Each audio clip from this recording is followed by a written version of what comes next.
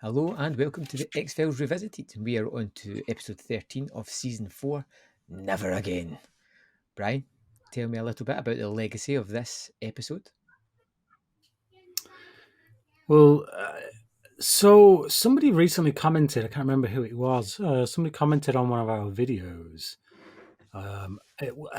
Probably last week's, a couple of weeks ago's video, because we had a bit of a break. Yep. And they pointed out that Never Again was originally meant to air prior Mm.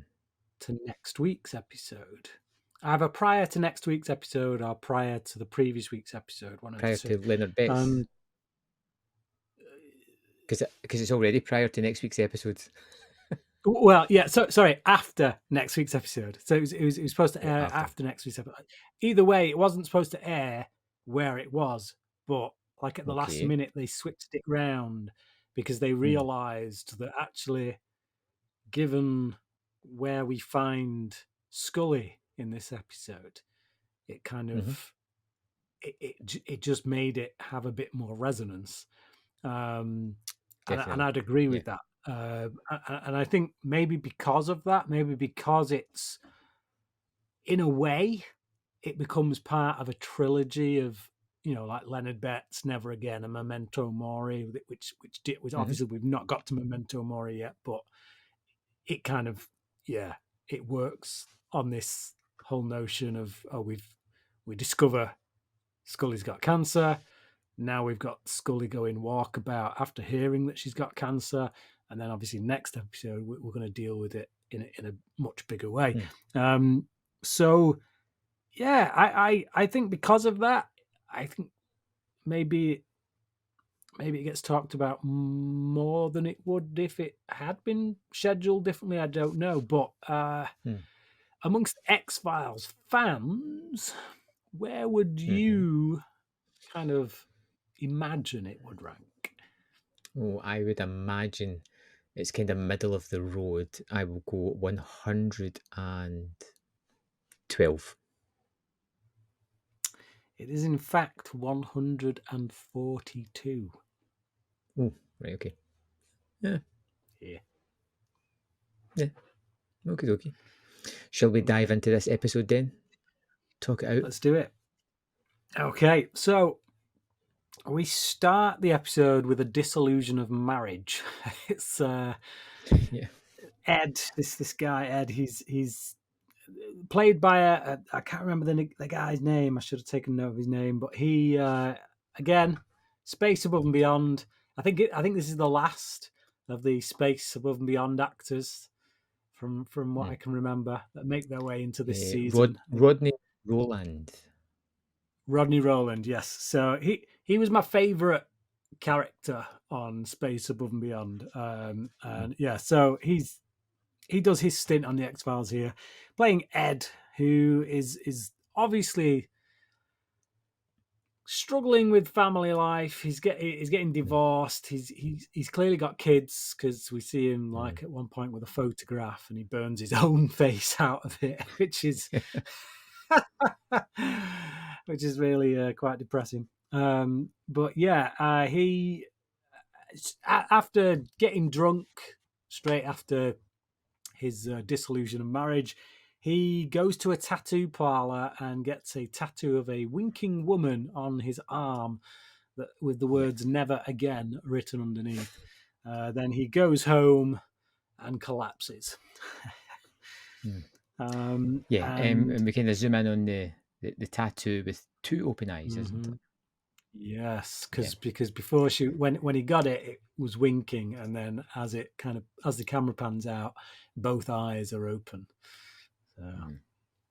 It's yeah. it's it's not the most interesting of openings, and it's unusual to have so many sequences in an opening like Mm, that because we've got the yeah. court, the bar, the tattoo, the apartment. Usually it's just one sequence that's going on. So it does feel like as if it kind of moves. I like the idea of the rain-soaked streets, the tattoo parlor, the drunk mistake, but it's not really grabbed me as yet. What about yourself? What do you think of the opening, Brian? Well, I'll say that. Like, first of all, I will say, I didn't expect to like this episode as Right. much as I did on this viewing, and I think I remember this one being a little bit slow, a little bit plodding. Mm. It was about a character that I kind of knew we were never going to see again, so it didn't really matter to me all that much. I just wanted Mulder and Scully together. But Mm-hmm. when I came to it this time, I did enjoy it more, and part of that was I did actually care about this guy. I felt sorry for him. And I think what they do here is they do try and they bring you into his world in such a way that it allows you to. I mean, you're either bored, in which case you just switch off, or you Mm. engage with it. And if you do, I think you feel for this guy, you sympathise with him. His life's going Mm-hmm. down the crapper.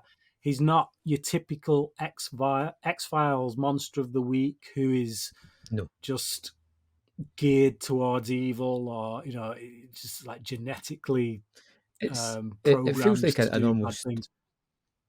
yeah, it feels like a midlife crisis, kind of Mm, instigated by the breakup of his marriage and the realization of where he is in the world. You know, his job, yeah, his standing, his apartment, the lack of family, how everything just kind of can cause an almost psychological break. yeah. What I'll say is I appreciate what they're doing. I appreciate that. Okay, if they're going to have this guy getting a little bit of a fling with Scully, or most of the Mm. point, if we're going to have Scully, our hero, get into a fling with this one-off guy, then I Mm. appreciate the fact that they are going to do a bit of work in letting us know who he is, rather than just. 'Cause I feel like it'd be a bit cheaper if it was just Scully wakes up in a bed next to some dude and then we never see him again. Like that would Yeah, cheapen the yeah. blow, so to speak. Whereas we know where Scully's coming from in this episode because of the events of last Mm. episode, and we can see that the guy she ends up going with, he's not a bad guy. He's funny. He's he seems unaware of his looks, because this guy clearly ain't an ugly git, is he? So, No. but he's just like Mm. he seems pretty level headed. Other than the crap that's going on in his life, he seems pretty like down to earth. Just yeah, Mm. if not for his circumstances, he'd probably be a fairly decent catch. So I appreciate the work they're doing, is all I'll say. And I Mm. think this slow opening kind of feeds into that because it's telling us who he is and what he's all about. So Yeah. from there, Mulder questions a man about a sighting. Scully looks depressed, to say the least, and takes a look at a Vietnam memorial wall. Mhm. She's just not interested at all. Yeah. Like just bored. Yeah. I Yeah. think also she's looking at that memorial wall and she's kind of thinking, obviously there's a couple of things this does, and one, it's Mm. addressing mortality. It's addressing the fact that these are Mhm. people who died in the line of service. Not necessarily the same service she's in, but Mm. she's still within the service of a government kind of branch of, Mhm. yeah. And I But think just she's but just seeing her own mortality in name. general. Yeah. Yes, yeah, just mortality in general, but just also I Mhm. think because she's an FBI agent, she's thinking, I'm in this place right now. My mortality is on the line, Mm. and this might be my name, not on this plaque, but on some wall somewhere, FBI name or whatever. My name. So I just think it's bringing it home to her. She's stuck here Yeah. with Mulder, this obsessive But fanatic who literally chases. yeah. Yeah, I'll tell you what it does as well, and it's almost like forgotten about. It shows you how many times has Mulder chased one of these wild goose chase things that we never hear about? We see the X Files with its actual cases, but how many times Yeah, is he talking to random people that just make up stuff? yeah. It's You know, good and because kind it of does because it's a futility of like she likes her job, but this is pointless. She knows it's pointless right from the yeah, start. yeah. And she's Mm. right, is what I like. Is that because Hmm. obviously we'll learn later on in the episode as to where that investigation went. But she's right to Mm. do so. And like you say, it's just yeah, we see the interesting X Files, the ones that are actually X Files, but how many aren't? And it is that Hmm. thing where it's like, yeah, I bet they do. Like the impression you'd get from the show is that oh, every case they come across is an X file, but I bet for every one that we see, there's 100 that aren't. Um, Yeah. so we go back to Ed, who is called a loser by his tattoo, and he Hmm. mistakenly thinks it's one of the ladies in the cubicle next to him, and he goes a little bit ape and kind of trashes the place. It's like, He call me a does. loser He to my does. face. He does. Hmm. And it's kind of a silly sequence, I suppose, really when you break it down. But one thing I really loved was the audio mix of the Mm. voice. Now, Jodie when I Foster. watched it, I would yeah, she's great. But I don't know if you noticed this. We watched it on the TV or whatever, Brian. I watched it with the surround sound headphones, and when the Okay. talking starts, it starts here and it moves across and it comes back and it feels as if Ah, it's everywhere around. It's yeah, such yeah. a it's such a unique kind of audio glitch, and it happens all the way. Wow. Whenever she talks, it starts one place and it moves around your head. It's Right. so unusual, but yeah, it was terrific. That's cool. I'll have to try listening to that one on episode. Yeah. I just watched it on the TV. I didn't notice that effect, but Mm. yeah. Okay, so Mulder is being forced to take a holiday, which he's not too pleased about. So he gives Scully her assignment, which she doesn't take too Wait, just kindly hang to. on a sec, Brian. Just like I love the fact that he's been forced to take a holiday. Now he's dedicated. He loves his job, but he's not losing out on holiday pay whatsoever. Like as dedicated as he is, he's not working for free for the government. You know, like I Mm, just like that yeah. aspect. Yeah, I'm being forced to take a holiday. Good Okay, stuff. so she tells him that she's losing sight of herself, and he suggests she goes looking for it. Mm, So it is basically Mulder's going walkabout, and so he suggests that she does the same. But mm, like in this sequence, you do get an overriding sense of the amount of disrespect that Mulder shows to Scully at times. Like he just yeah. this is his crusade. It's not hers. She's Mm, tagging along for the yeah. And ride, and he and makes that he clear. he all but says as much. Yeah, he makes that Mm, clear, and it's just like, well, actually, that that's worse because she's putting as much into this as you are. mm, This is her life. She's putting her life into your work. So mm. you owe it to her to show some appreciation rather than just And it's saying almost the this. yeah, it's the condescending tone in the comments as well. Mm, It's like we've yeah, seen 3.5 seasons. She's more than capable. She's more than invested, and she's smarter, I would say, as well, and more pragmatic about the situations. But he is very demeaning in this conversation, mm, which I didn't like at all, because it feels as if she's trying to have a serious conversation, and he's only yeah, interested in the upkeep of the X Files. yeah. I think he's getting very defensive. I think his reaction is coming from a place of defensiveness. Um, I think one of the things that scares Mulder most, I would imagine, is her leaning into the spooky Mulder crowd.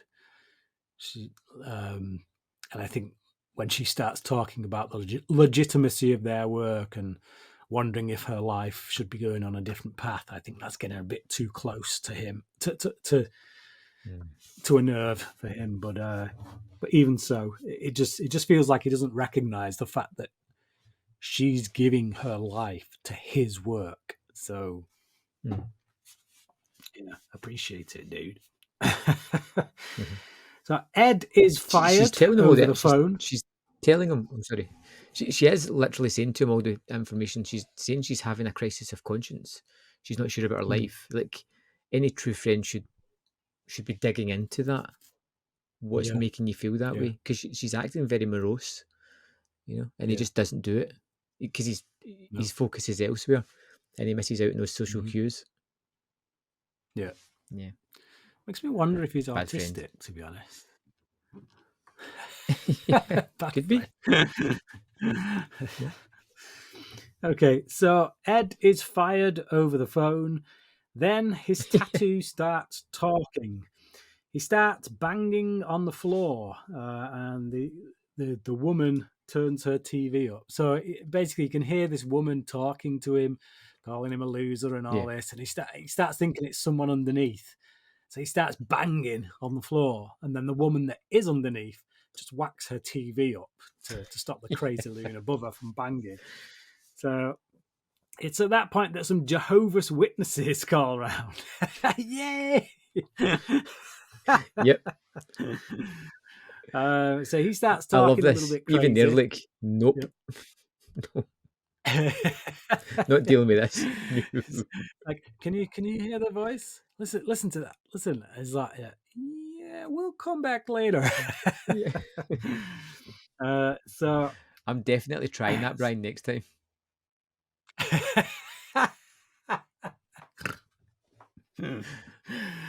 Yeah, here's a trick I learned on the X-Files. So he goes downstairs and kills the woman that's watching TV. And then burns the body in the furnace in the basement of the building. Okay, that escalated quickly. Yep, it's a 0 to 100 in no time at all.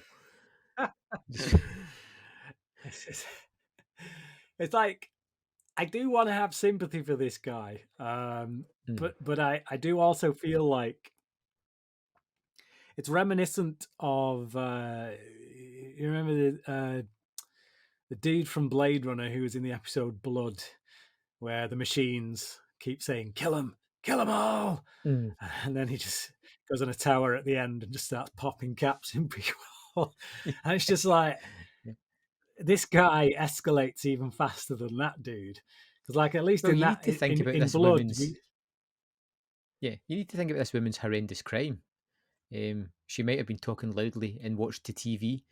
It's hardly worth like bursting, kicking in the door, killing and burning her. Like, it's but he thinks it was this tattoo. It's just a bit weird that like this woman's voice in his head starts talking to him and says kill her. So he does, rather than saying, I don't know who you are or where you're coming from, but I ain't killing anyone. Like, I still have autonomy here, wherever, like, whoever you are, I don't have to listen to you, no matter how much you parrot on. So yeah, it kind of makes me lose that edge of sympathy. And it also taps you into the very real possibility that maybe there was a damn good reason that marriage was being dissolved. It really is quite funny how a brutal murder can rob thee of a sympathetic character, isn't it? It's just, it is, isn't it? Yeah. Okay, so Mulder calls Scully, who isn't there. She's on stakeout. Yeah. She sees the man that they were listening to at the beginning at the memorial, and he's collecting money from shop owners, which, pretty much clues you in right away to what this guy's up to. Yeah. So she follows him into the tattoo shop of all places, where Ed is Yep. trying to get the tattooist to remove the tattoo. The tattooist gets Scully's opinion. Ed and Scully chat. Sparks fly, and he gives her his number. Yeah. Ooh. He's quite endearing here, I suppose. And he's like he's not Given that he's just not killed forcing someone. he's just killed someone, but other than that, he's been like pleasant. He's not like forcibly chatting her up. He's instigating a nice conversation, offers her an opportunity. And I like her response as well. Like I would love to, but I can't. I think it's just, Yeah. I think it's two, and it's obviously a sequence of two people who have had some really emotional news and are struggling to just kind of keep everything together. Maybe they see it in each other, that they're both just kind of need that distraction, which I kind of like. Yeah. So Mulder calls Scully at her hotel, says he knew she wouldn't abandon him, which just makes you want to slap him, quite frankly. Because she asks, "How did you know I'd be here?" And he's like, "Well, I knew you wouldn't abandon me," which just makes it seem like, well, you're my lapdog, I'd like a good and faithful puppy. I know you'll be there doing the assignment that I've left for you. So she tells him she's handed the case over to Philadelphia Police Department. He's not happy. No, Mulder's not happy. Scully, not happy about him being not happy, questions his trust, tells him she has a date, which I really like this scene. I like that she's like, just who do you think I am, Mulder? Like, do you think I'm an idiot? Were you sent by the higher ups to check on my work, or was I sent by the higher ups to check on your work? It's like,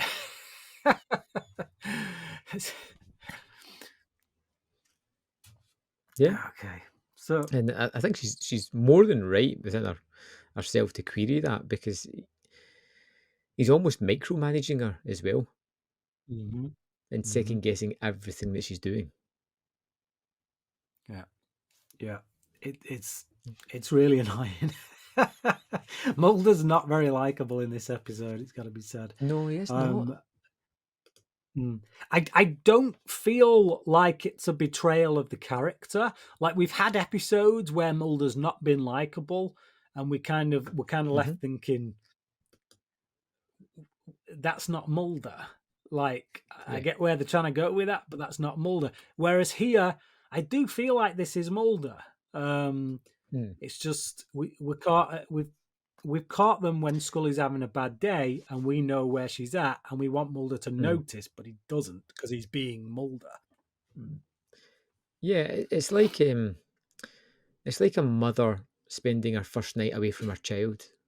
She's on the phone. This is a list of things you need to do. Is everything okay? Have you done this? Have you done that? Blah blah blah blah blah blah blah blah. It's like that over attentiveness. Yeah, but it's at the wrong time for Scully. So Ed's tattoo is mocking him when Scully calls to ask him for dinner. Ed accepts and stubs out his cigarette on his tattoo. Yeah, isn't that's a drastic move? Yeah. She picks Ed up at his apartment while the Jehovah's Witnesses are back. She spots blood on his arm. He goes to clean it up. Then she spots the picture of him with his kids, with his face burned. She asks him to take. She asks him to take her to the crummy bar that he talked about when they'd previously spoken. Yeah. So, yeah. A lot of kind of just. Go on. I'm sorry. No, I think there is a delay. I think there's a delay between us, by the way, because I've noticed that Yeah. there's so but go for it. I just it's such a like it just kind of puts the frame of mind of where Scully is. Like she's obviously chosen to go on this date. The guy's like, I've booked a restaurant. It'll be lovely, and she's just like, no, take me to the dive bar. Like I want to go and I want to drink away my problems. Yeah. Yeah, just again, She's it's just just adding to the mindset.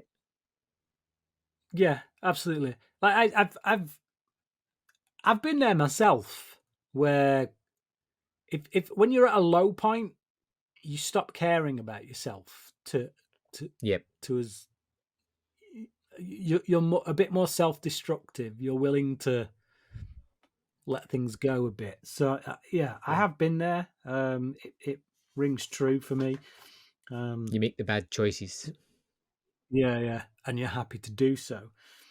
So at the bar, they chat about why he likes going there, why Scully needs approval from father figures, and why he got the tattoo.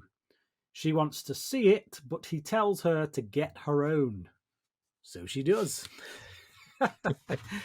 But I don't like this scene. the chatting scene or the The tattoo tattoo scene? scene. The tattoo scene. Right. The chatting Because scene is I just like, it's like you like the chatting sequence. yeah, I like the chatting sequence. I like, because it does reveal a bit about Scully as a character. Mm, It does let us into, I think she's telling us something that perhaps she wouldn't tell Mulder. Um, yep. well, probably because it does it does involve Mulder in some way. So it tells us that she kind of looks to him like a father figure, or at the very least did to begin with. Um, she kind of gravitates towards those people. Mm. But it's also one of those things as well. Like when you're low and you need to unburden yourself, it's Mm, somehow easier to do it to a stranger than someone that's more intricate to your life, and that's what she's getting here. She's got an output where she doesn't have to be professional. She doesn't have to live up to end standards. There's no preconceptions on her. She can just be honest. yeah, absolutely. Yeah. But yeah, the tattoo scene. Go for it. It's just weirdly sexualized. The way it's shot, the actions, the facial. It's just icky. Like it Hmm. doesn't fit. I just feel it's way too over the top, this Feels a bit sequence. porno, doesn't it? Like softcore Y- porn.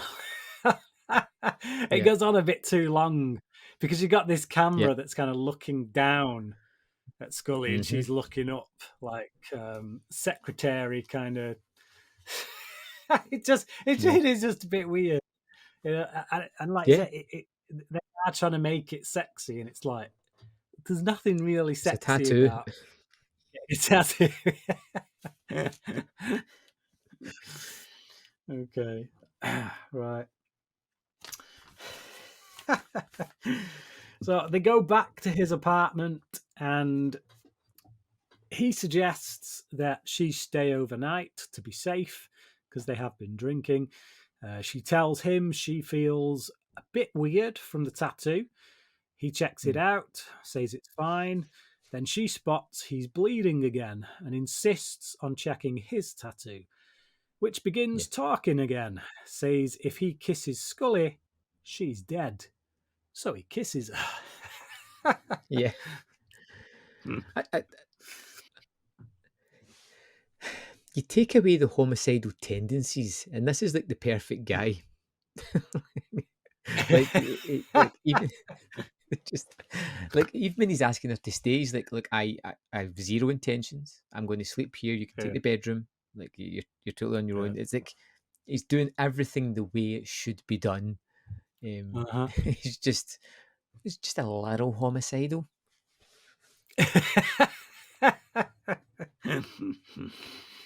Okay. So Mulder tries to reach Scully, but doesn't get through. Ed wakes, And he's not happy. writes a note. He's not happy about that, Brian. No, he's not. No, he's not. So Ed wakes, writes a note. Then police call to question him, but Scully answers while he's out. He learns of the missing neighbour downstairs and 2 blood types found in her apartment. And then she sees the note from Ed. So, yeah, basically he's just gone to get him some breakfast and stuff.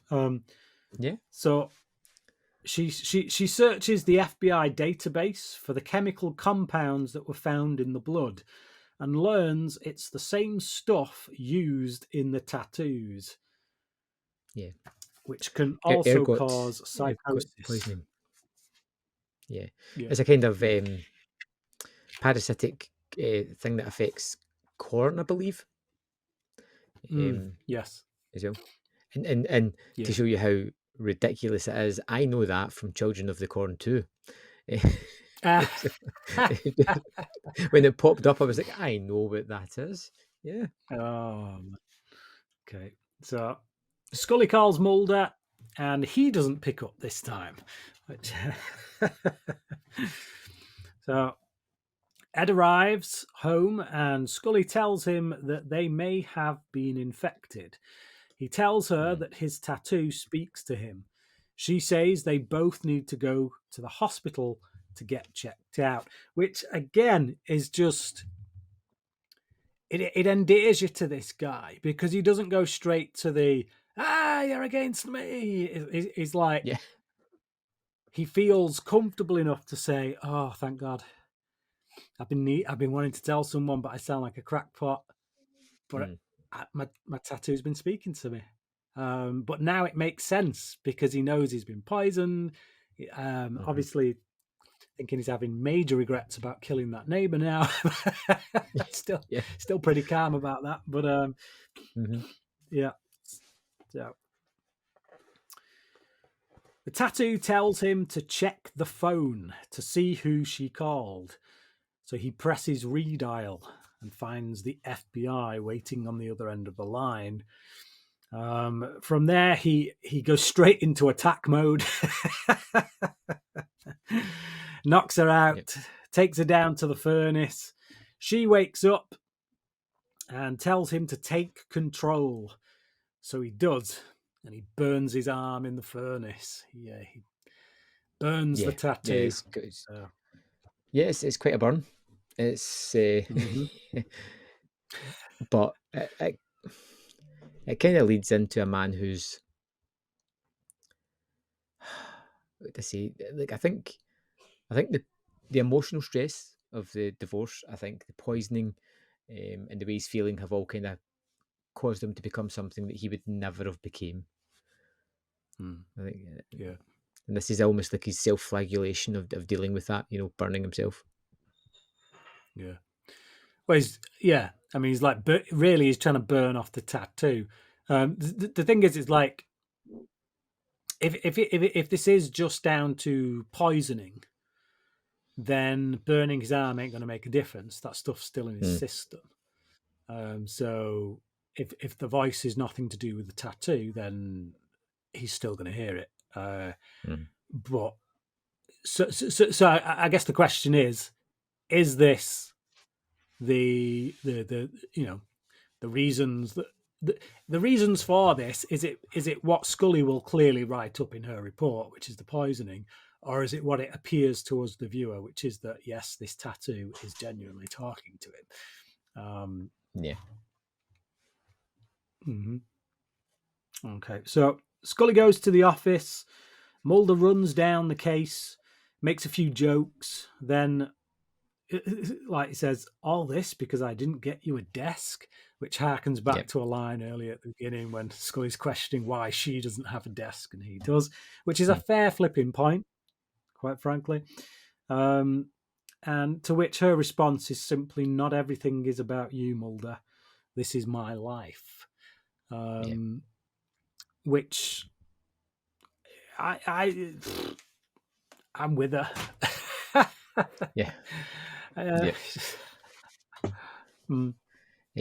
Okay, so wrap up, I guess. I kind of like this one. It's on the surface, it's a kind of nothing story, but thematically, as you say, like before this episode and what comes after, which I don't know what's going to come after, it leans a lot into the state of mind of the character. You know, it's establishing where she is psychologically at the moment, and you get this other character as well who I genuinely did like. Um, if only he hadn't murdered the neighbor, which I don't think is necessary. Yeah. Really, No, it wasn't. you know, He he could could have. have just. He could have like tied her up and gagged her Threatened, or or something. yeah, Threatened her. or Yeah, just like intimidated her, like broke out of his character. You know, like he didn't need to kill her. I think that would have been more redeeming for the character. yeah. But I like the relationship that I see. grows there. In this. I think if he'd have had her tied up in her apartment because he's still got this voice telling him to kill her, and all the Mm, way through the episode he's umming and ahhing about, and he's trying to resist. He's like, no, no, no, no, no, no. And then at the end of the episode, he brings both Scully. He brings Scully to the woman in mhm, like it's because like the tattoos like saying now you got to do them both. She's an yeah, FBI agent. Now you've got to do them both. You've got no choice now, and that's when he burns himself.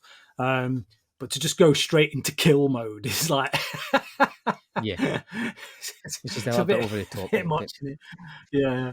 Um, but most of the part, I kind of like this episode. It's not one I Mm, would watch alone though. Like I wouldn't just stick this one on. I think you need to watch it with. I don't know what's going to happen next, but I think you'd want to watch it with that because just a standalone yeah. episode is not the greatest. I think I'd probably Mm, go 3.5 on this one. I right. think Yeah. it's one that I'm really unsure of. I would like to reassess it once I watch the next episode because you say that ties in. Okay. Yeah. Um. So I I'm going to go with a 4 on this one. Hmm. I really I really enjoyed it a lot more than I was expecting to. I was expecting it to be a 3. Based on my memories, I was going into this thinking it was a 3, but I found myself being much more engaged, and not just with the stuff between Scully and Ed, but actually between Mulder and Scully as well. That dynamic, and Yeah, it's not a Mulder I like in this episode, but again, it doesn't betray the character. Uh, yeah, and this episode to me feels like Scully's version of the episode 3. You know, you remember when Scully had been abducted, and when we the had that vampire thingy. episode where, yeah, the vampires, where it was just this kind of oddity where Mulder goes off, has a bit of a fling. Mm, And again, it was that same thing that he's hit rock bottom, so he's kind of stopped caring about himself. So he just goes with yeah. off with some woman, and he's not really looking after himself. I feel like this is Scully's version of that, only this plays better, I think. To me, it Yeah, there's a feels, point. There's a point to this. yeah, yeah. Well, I Mm, felt there was to 3 as well, but I feel like Scully doesn't go places that don't feel earned. You know what I mean? mm, It's not like yeah. Mulder thought he'd lost Scully, and then the first thing he does is Mm, go off and sleep with someone. Scully thinks she's dying, and Mulder's not hmm, there to. He's not being there for her, so she goes yeah. off. So it feels real to me. The motivations feel much more justified. And what Gillian Anderson's able to do with certain things and put subtext in there, it just works better for me. So yeah, I think from a dramatic level, other than that over the top killing that they could have Mm. they didn't need to go there, I think this is a really solid character piece. So I'm going to go with a 4. Right, good. So tell me a little bit about Memento Mori, the next episode. So Memento Mori is it's a mythology episode, and Okay. it's an episode where you feel like it could be a two-parter. You know, like how Tunguska and Terma felt like it was maybe 1.25 episode that had been fit into 2.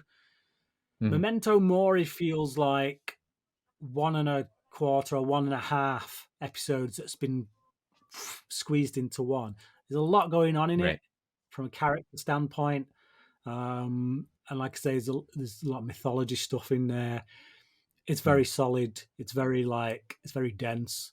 And it's got some emotional beats in there. So I think it's highly regarded amongst X-Files fans. It ticks a lot of boxes with regards to fandom. So okay, something to look forward to.